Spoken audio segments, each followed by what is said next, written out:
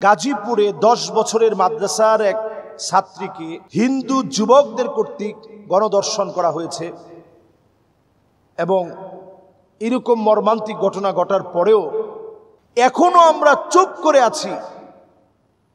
সেখানে একটাবার যদি আপনি চিন্তা করেন, বাংলাদেশের মতো একটা দেশে, অসাম্প্রদায়িক একটা দেশে সাম্প্রদায়িক দাঙ্গা লাগানোর জন্য যারা উৎপেতে বসে আছে তারাই কিন্তু বিভিন্ন চক্রান্ত করে এই জাতীয় ঘটনা সংগঠিত করেছে। গাজীপুরের কালিয়াকৈরের যে ঘটনা ঘটেছে, কিছু আলেম ওলামা মিলে প্রথমে একটা জিডি করা হয়েছে। ওই জিডি করার পরে পরিবারকে হুমকি দেওয়া হয়েছে। চিন্তা করেন, হিন্দু পরিবার থেকে পরিবারকে হুমকি দেওয়া হয়েছে যে জিডি উঠায় নাও, না হলে তোমাদেরকে আমরা দেখে নেব। পরে আলেম ওলামাদের নেতৃত্বে ধর্মপ্রাণ মুসলমানরা গিয়ে এটার ব্যাপারে তারা মামলা করতে চেয়েছে, মামলা করেছে। আমি অনতি বিলম্বে বলবো, যারা দর্শক তাদের শাস্তি যেন অনতি বিলম্বে বাংলাদেশে নির্ধারণ করা হয়, যাতে করে অন্তত বাংলাদেশের মুসলমানরা যেন সুরক্ষিত থাকে।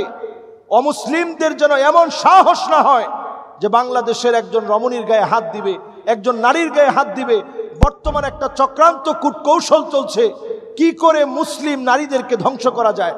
নানা নামে বেনামে হিন্দু হয়ে মুসলমানদের নাম দিয়ে ফেসবুকে আইডি খুলে আপনাকে রিকোয়েস্ট পাঠিয়ে এরপরে দেখবেন নানা রকমে আপনাকে ফুসলায়া ফাসলায়া আপনার কাছ থেকে বিভিন্ন কথা কথোপকথন নিয়ে আপনার ক্ষতি করার চেষ্টা করা হবে।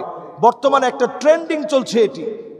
যেহেতু ফেসবুকের যুগ, সামাজিক যোগাযোগ মাধ্যমের যুগ, এই যুগে নানাভাবে সুকৌশলে এই অপতৎপরতা এখন ফেসবুকে চালিয়ে যাওয়া হচ্ছে।